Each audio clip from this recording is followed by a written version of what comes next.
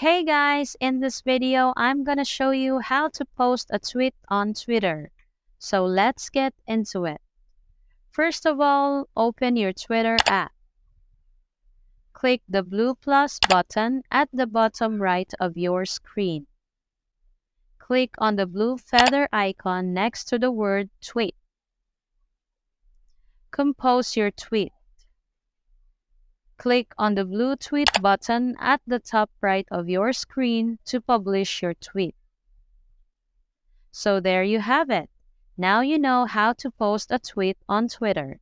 And that's all for this video, guys. If this video did help you out, please give us a like. And don't forget to subscribe to our channel so you don't miss out our new uploads. Thanks for watching and I will see you in the next one.